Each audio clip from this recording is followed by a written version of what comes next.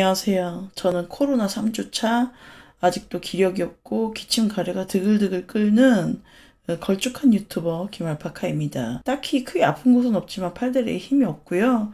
의욕이 없어가지고 제가 업로드를 평소처럼 하진 못했죠. 제가 조회수에 목숨을 건 인간이라서 현재 상황이 굉장히 안타깝지만 별 수 있나요? 시간이 지나면 나아지겠죠. 그건 그렇고 오늘은 주변이 해주는 조언, 다른 말로는 겐세에 대해서 말을 해보도록 하겠습니다.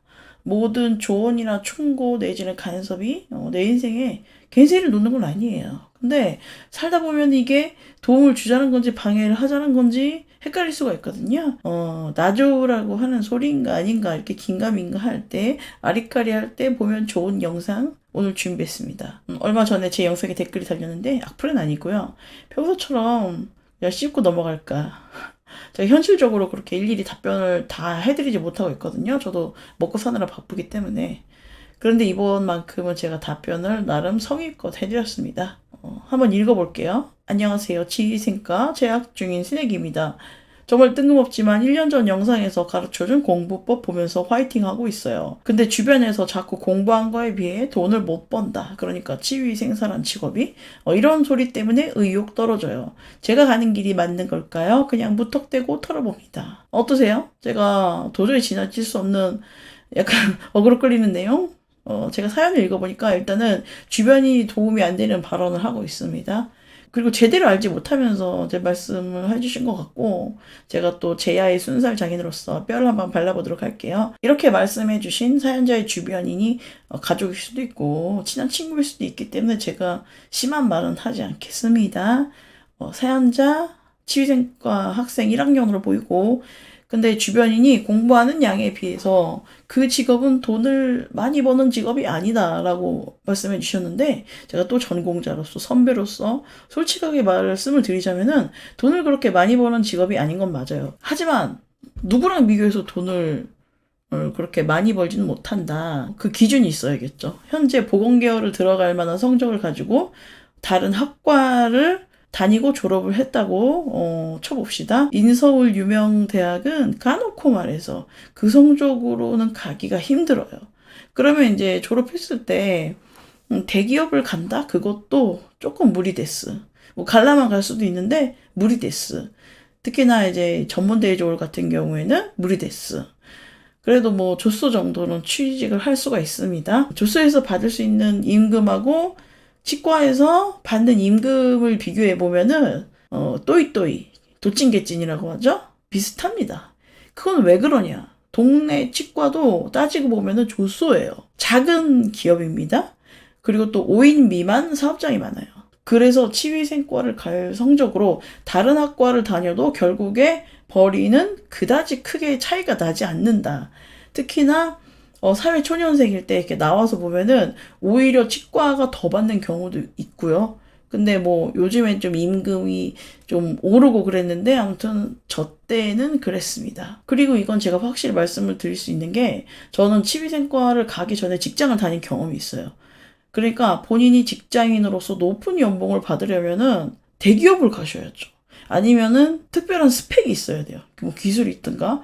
정리해서 말하자면은 치위생사는 대기업 근로자에 비해서는 적게 버는 건 맞습니다. 근데 인구의 절대 다수를 차지하고 있는 중소기업 종사자, 프리랜서, 일용직 이런 분들의 평균 임금하고 비교를 하면은 평균치다 이거죠. 평타를 친다. 그리고 공부하는 양에 비해서 돈을 적게 번다라는 것도 좀 말이 안 되는 게, 취미생과 간 학생들의 고등학교 성적이 그렇게 상위권은 아니거든요.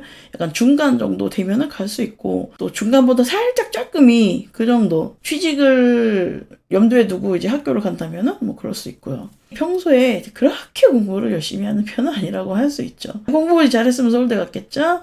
그리고 또 얘네들이 공부 습관이 덜 늘었다고 볼 수 있죠. 고등학교 때는 좀 그냥 아리까리하게 공부를 했는데 대학을 오니까 뭐 공부할 게 많다고 여겨지는 거예요. 솔직히 따지고 보면 그렇게 많은 양도 아니고요. 그리고 또 하는 공부가 난이도가 높냐, 그것도 저 기준으로는 아닙니다. 제가 이렇게 얘기를 하면 또 아닌데요? 지휘된 거 공부 빡센데요? 어려운데? 이렇게 말하는 애들이 나올 건데, 너도 어지간히 고등학교 때 공부를 안 했구나? 그렇게 따지고 보면 다른 직업은 공부를 하나도 안 하고 꽁으로 월급을 받냐? 그것도 아닙니다. 어떤 직업이든지 남의 돈을 먹으려면 진짜 힘들어요. 공부도 꽤 많이 해야 하고요. 책을 붙들고 있지 않더라도 실무에 능숙해지는데 꽤 많은 시간과 노력을 들여야 됩니다. 따로 자격증을 따야 하기도 하고요. 또 들어가가지고 못하면 갈굼 받잖아요. 시간이 흐르면 새로운 기술을 추가로 배워야 하기도 합니다. 대부분의 직장이 그렇죠. 그리고 또 난 몸으로 때울 건데요. 그래서 몸으로 때우는 건 쉬운 줄 아세요? 제가 해봤는데 공장에서 어느 정도 눈에 보이는 수입을 얻으려면 야근, 특근, 철야 이런 걸 해야 되거든요. 보통 사람들이 가면은 3일 안에 빤스런을 합니다. 남이 하는 일은 되게 쉬워 보이는 거예요. 근데 세상에 쉬운 일은 하나도 없습니다. 이렇게 내가 카메라 켜고 아가리 터는 것도 쉬운 게 아니에요. 제가 옛날에 이 말 했을 거예요. 공장 다녔던 애 중에 저랑 동갑인 애가 있었는데 내가 학교 다닐 때 공부 열심히 할 거. 공부했으면 공장 안 오는데 이러고 또 군대보다 더 빡세다 공장이 이렇게 말을 했단 말입니다. 꼭 공사장에서 벽돌 만져도 오바이트하고 점심밥 먹기 전에 추노할 애들이 남의 밥벌이에 대해서는 굉장히 쉽게 얘기를 하더라고요. 다시 말하지만 남의 돈을 먹는 거 존나 힘들고요. 이건 어쩌면 인류의 숙제 같은 거예요. 그래서 주변 사람들이 취미생활을 공부하는 양에 비해 적게 번다 이렇게 말을 하는 거는 틀렸어요. 전혀 틀린 얘기입니다. 그리고 또 공부의 양이 다른 직종에 비해서 그렇게 많다고도 할 수 없고 또 많다고 느꼈다면 네가 어지간히 평소에 공부를 안 한 거다. 이 정도는 공부를 해야지 내가 어떤 그 기술을 가지고 커리어를 가지고 내 삶을 살아가는 거죠. 예. 아무튼 우리가 뭐 대기업을 가지 않는 이상 직장인으로서 연봉은 놓친 개친이다. 오늘의 사연자가 주변인이 이렇게 자꾸 부정적으로 말을 해가지고 의욕이 떨어진다고 했어요. 주변인이 하는 이야기 이거 조언일까? 아니면 남의 인생에 갠세이를 놓는 걸까? 제가 봤을 땐 이 학생의 경우 갠세이를 놓는 것 같아요. 취미생사가 손가락질을 받는 부끄러운 직업도 아니고 필요한 존재잖아요. 뭐 연봉이 어떻든 복리후생이 어떻든 간에 누군가는 그 일을 해야 돼요. 평생 하란 얘기가 아니라 그냥 하다 관두더라도 그 누군가는 해야 된다. 나는 비록 잠깐 일하고 관뒀을지언정 나 대신 누군가는 해야 된다. 그리고 이제 학교 입학해서 다니는 사람한테 자꾸 뭐라고 잔소리하고 간섭하는 사람한테 나는 묻고 싶어요. 그렇다면 대안이 뭐야? 이 사람이 어떻게 해야 주둥아리를 다물고 계실 건가요? 학교 때려치우고 재수삼수 해가지고 서울대 나와서 삼성 다녀야지 아가리를 닫을 건가? 근데 그렇게 따지면 전 국민이 다 서울대 가야 되고 삼성 들어가야 돼. 아니면은 뭐 적게 공부하고도 많이 버는 직업을 좀 알려줘 보세요. 이 사람한테. 있으면 좀 알려주고 시간 나면 나한테도 좀 알려주고. 내가 살면서 세상 불필요하다고 생각하는 인간들이 이렇게 대안이 없이 까기만 하는 인간들. 까는 거는 존나 재밌고 존나 쉬워요. 이건 내 전문이거든요. 내 취미, 나의 장점. 뭐든지 흠 잘 잡고 이렇게 잘 까고 제가 뭐 걸어다니는 모두까기 인형 아니겠어요? 그래서 누군가가 내 삶에 대해서 해주는 말이 이게 조언인지 아니면 갠세이를 놓는 건지 구분하는 방법은 이거예요. 내가 뭔가를 하고 있을 때 자꾸 뜯어 말린다? 이 사연자처럼 대안이 없이 계속 부정적인 얘기를 한다. 이 포인트는 대안이 있느냐 없느냐. 특히나 여기에 대해서 잘 알지도 못하면서 전공자도 아니고 업계에 있지도 않으면서 어디서 그냥 주워들은 풍월로 함부로 단정지어서 얘기를 한다. 이거는 뭐 남의 인생에 갠세이를 놓는 거라고 할 수 있지. 반면에 내가 지금 하고 있는 거 이거를 더 잘 할 수 있도록 좋은 얘기, 긍정적인 얘기를 해주거나 어떤 노하우를 알려준다. 그럴 경우에는 뼈와 살이 되는 조언이라고 할 수 있고요. 근데 이런 점도 생각해 봐야 돼요. 내가 진짜로 말도 안 되는 병신짓을 하고 있으면은 옆에서 또 오지랖의 민족답게 뜯어 말리는 사람이 있다. 그 사람 말이 맞다. 예를 들어서 제가 커피를 마시지 않습니다. 실제로 마시지 않기 때문에 저는 커피 맛이 뭐가 좋고 뭐가 나쁜지는 잘 몰라요. 그리고 제가 커피 전문점에서 커피를 내려본다? 이런 일을 해본 적도 없고 거기에다가 제가 성격이 아싸예요. 사람들 그렇게 많이 만나는 거 좋아하지 않고 밝은 성격도 아니에요. 그런데 갑자기 내가 또 뭔 뽕에 맞아가지고 물장사가 하고 싶다 이러면서 폼나게 카페 주인 한번 나도 해보고 싶다면서 돈도 없는 주제에 대출을 이빠이 받아가지고 커피숍을 차린다고 한번 설쳐봤어요? 그럴 때는 나를 말려야 돼요. 이거 미친 짓이야. 이거 망하려고 작정을 한 거고, 지랄하는 거를 말려줘야 돼요. 근데 여기 사연자는 이상한 짓을 하고 있는 게 아니죠? 학생의 본분을 지켜서 지금 공부를 열심히 하려고 하는 사람이고, 그랬기 때문에 제 옛날 영상도 봤겠죠? 자랑은 아니고, 실제로 저는 대학 다닐 때 되게 좋은 인류대학은 아니지만은 일단은 나 나름대로 노력을 해서 성적 1등으로 졸업을 했어요. 들어갈 때 1등은 아니었지만. 그리고 그 노하우를 공유하기 위해서 제가 영상도 만들었습니다. 공부를 잘 못하는 애들 있잖아요. 잘하는 애들 말고 어정쩡하거나 못하는 애들의 그 머리끄댕이를 잡아 당겨가지고 공부를 하게 하는 영상을 만들었어요. 몇 년 전에. 그리고 제가 소개한 방법으로 공부를 해서 성적 장학금을 받았다는 분의 간증 댓글도 박제가 되어 있답니다. 그리고 하나 더 얘기하고 싶은 거는 학생 때 알바하는 것보다 제일 개꿀 재테크가 뭔지 아세요? 그거는 성적 장학금을 받는 겁니다. 1년에 등록금 700만 원이라고 했을 때 학교가 3년제, 이건 전문대죠. 한 2,100만 원 정도 등록금이 들잖아요. 요즘에는 4년제도 많아졌으니까 1년에 900만 원씩 4년 하면 무려 3,600만 원의 등록금이 필요합니다. 여기에는 교재나 재료비 같은 건 제외된 금액이고요. 이 돈을 집에서 보태주지 못하면은 학자금 대출을 받아야 돼요. 학교 다닐 때는 근데 이게 얼마나 큰 돈인지 감이 안 잡히거든요. 근데 내가 졸업해서 취업해가지고 이제 매달 갚으려고 하니까 답이 안 나와요. 피똥 싸고 미래가 안 그려지는 거 알죠? 이제 내가 사회 나와서 이제 집도 사고 차도 사고 하려면은 저축을 많이 해야 되는데 마이너스에서 시작하는 거니까요. 여러분들 1년에 1,000만 원 모으는 게 어렵습니다. 특히나 자취를 하고 있는 경우에는 쉽지가 않죠. 거의 불가능에 가깝고 월급이 많지도 않잖아요. 일단은 물가도 비싼 반면에 요즘에 한 초봉 200 정도 하나요? 그래서 결혼하고도 학자금 대출 계속 갚는 사람 많아요. 그래가지고 결혼할 때 왜 빚을 숨겼느니 어쨌느니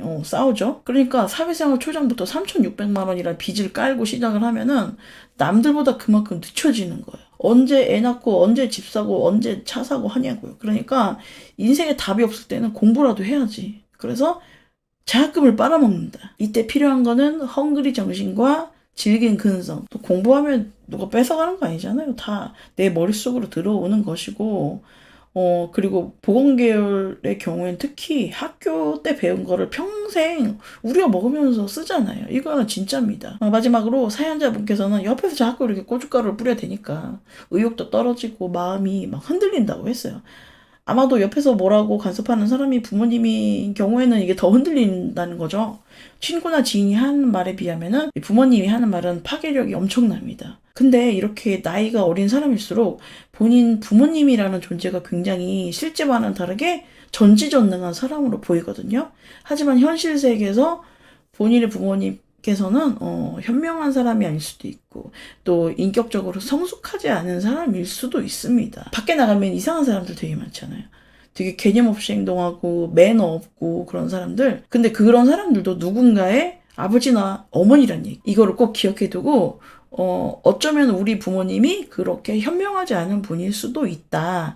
이런 가능성을 머릿속에 계속 두고 있어야 합니다. 그리고 이게 익숙해져야 되는 게 우리나라 사람은 원래 오지랖의 민족이에요. 서로가 서로를 오지게 간섭해요. 이게 들어오면 이민 가라고 내가 저번에 얘기를 했죠? 이민 못 가면은 적응을 해야 돼요. 저도 적응을 하고 있고.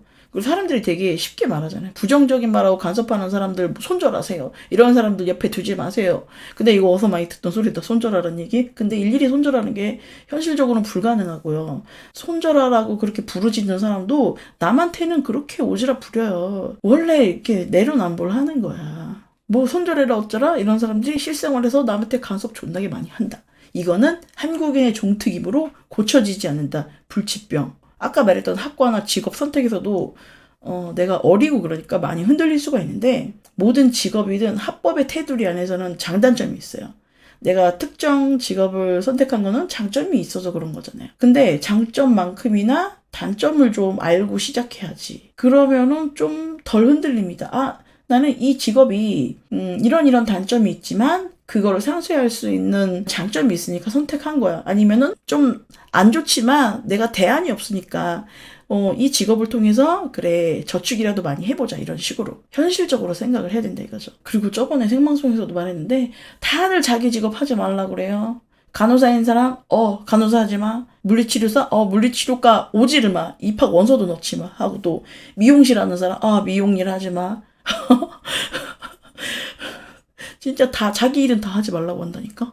근데 이분은 나이가 젊잖아요. 그래서 뭐든지 스타트를 한번 해봐야 돼요. 이게 똥인지 된장인지 찍어 먹어봐야지 비로소 알기 때문에, 그리고 이 직업이 나한테 맞는지도 내가 겪어봐야지 알기 때문에 일단은 진행을 해본다. 그게 너무 나쁜 것만 아니라면. 내가 해보다가 또 아니다 싶으면은 다른 일을 하면 됩니다. 저처럼. 실제로 사회생활을 치과로 했다가 일반 직장에 다니거나 아니면 저처럼 자영업을 할 수도 있고요. 또 이런 경우도 있어. 나이 먹고 이제 장돌뱅이 같이 막 이 일 저 일 다 해봤어. 그러다가 막판에 치과 일을 다시 시작하는 사람도 있어요. 다른 일 뭐 이거저거 다 해보다가 뭐 사업도 해보다가 치과에서 다시 일을 하는 사람도 있다. 또 이걸 보고 얻을 수 있는 거는 우리 인생은 존나 길어요.